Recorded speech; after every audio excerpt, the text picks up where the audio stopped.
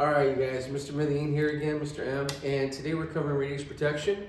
And again, go back to the ART content specification outline if you're preparing for the ART exam, and just kind of use that as a guide. And if you look into that section of the radiation protection portion of the outline, you're going to see a term called weighting factor. All right, so weighting factor. So weighting factor of radiation is going to be abbreviated as WR.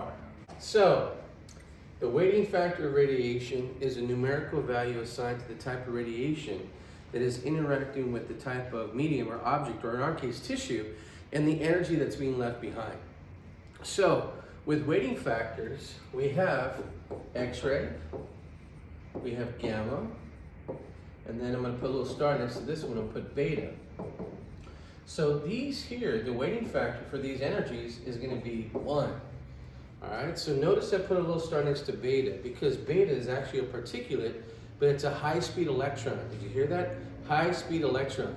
So X-ray and gamma are electromagnetic energies. X-ray and gamma radiation are going to travel in waveform. They have no mass and they're electrically neutral. So beta, on the other hand, is negatively charged because it's a high-speed electron. And if you go back to electrons, they have very little mass, so they're very high in energy and they're going to go right through the body. Okay, so that's why they have a numerical value of 1, same as X-ray and gamma. And then on the other side, we're going to go ahead and put here, we got thermal neutrons. We got thermal neutrons. We got here, we got fast neutrons. We got protons. And then we got alpha particles. All right, so alpha particles are actually going to have the highest. They're going to be 20.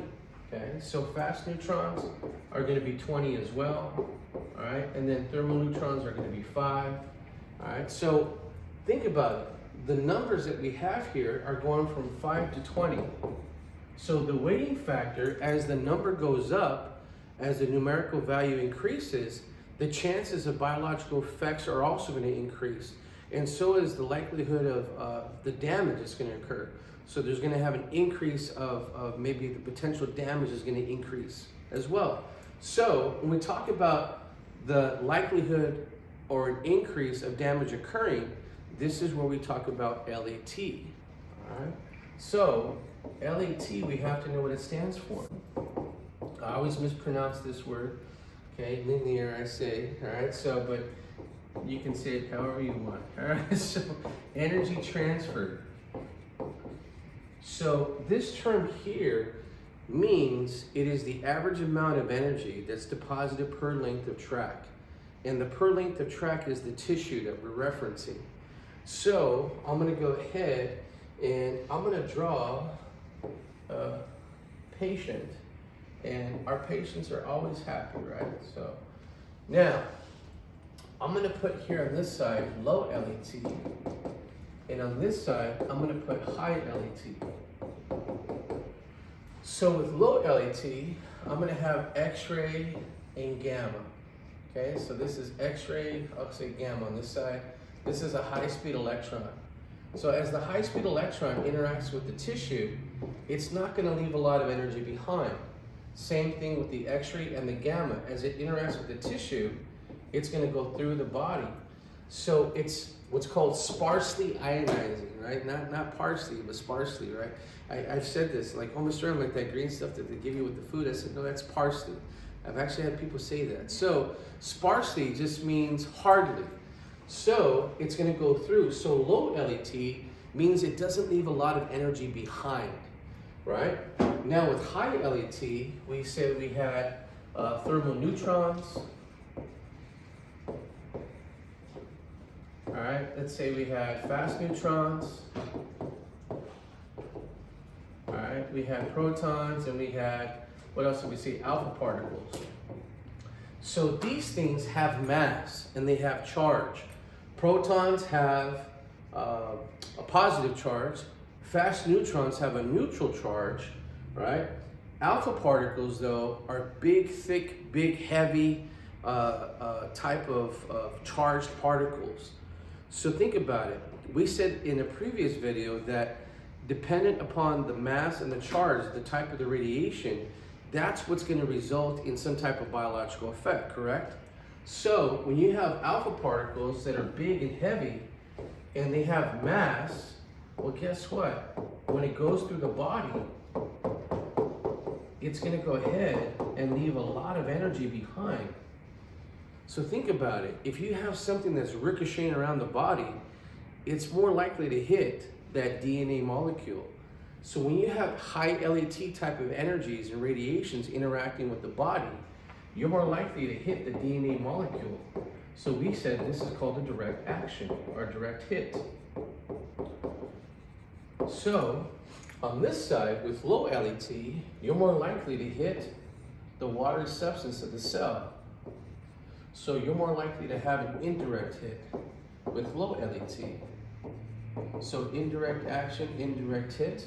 So remember that when you hit the DNA, that's the master molecule of the body. So that's going to be very damaging to the body. But believe it or not, we said most damage occurs through the indirect action, but through repair enzymes or apoptosis, it can get rid of the cell or fix it before it causes more damage. So high LET is going to leave a lot of energy behind. So that means it's going to ricochet all over the place, and it's more likely to hit the DNA versus low LET interacting with maybe the cytoplasm of the cell. So remember, you have different types of LETs. Well, when you have different type of LETs, you can have varying results of biological effects. And that's what goes into our next term. It's called RBE. So RBE is known as relative biologic effectiveness. And all it means is you have varying types of LETs. They're going to give you varying types of biological effects. So different LETs, different biological effects. So again, you're not going to get the same type of biological results or reaction that you would have with these energies. So hence the term relative biologic effectiveness. So keep it simple. Relative biologic effectiveness just means you're going to have different type of biological effects because you have different types of radiations that can cause, right, havoc on the body in different levels, correct? All right, so this is going to be weighting factor, LET, RBE, and I'm just going to throw in an extra one right now, you guys. I'm just going to include oxygen enhancement ratio. I'll include OER for you guys. So I'm going to try my best to keep it simple, but OER stands for oxygen enhancement ratio. Okay, so sometimes on the exams, they just ask you, what does it stand for? And I tell students this all the time, right? No, don't give up the free give me points, right? Sometimes they'll just ask you, what does the term stand for, right? So you don't want to give away those points. So oxygen enhancement ratio, right?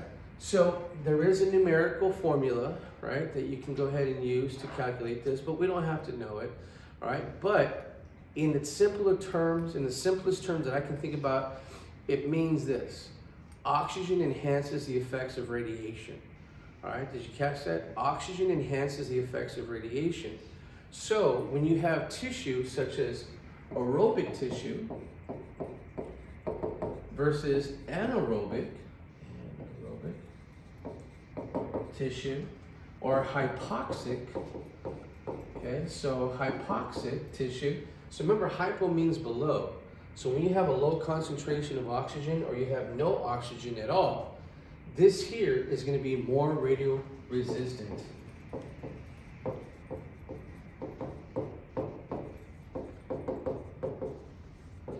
Whereas oxygenated tissue is going to be more radiosensitive. And the reason I'm including this is because it's right in that section with the ART outline. All right, so it's going to be all right there for you. So OER, oxygen enhances the effects of radiation. So when you have oxygenated tissue or you have areas of the body that have a higher concentration of oxygen, such as the lungs and the blood, it makes it more radiosensitive. That's why the tissue weighting factor for the blood all right, or for the lung, I should say, is very high. So the higher the number, the more chance of biological effects, if you remember that, correct? So OER, oxygen enhancement ratio, just simply says oxygen increases the chances of biological effects occurring because of the oxygen. All right, so again, I'm hoping that this quick breakdown is going to help you. Go back to those textbooks, go back to the ART outline. If you have any questions or comments, just let me know. Again, I hope this helps you out. Thank you.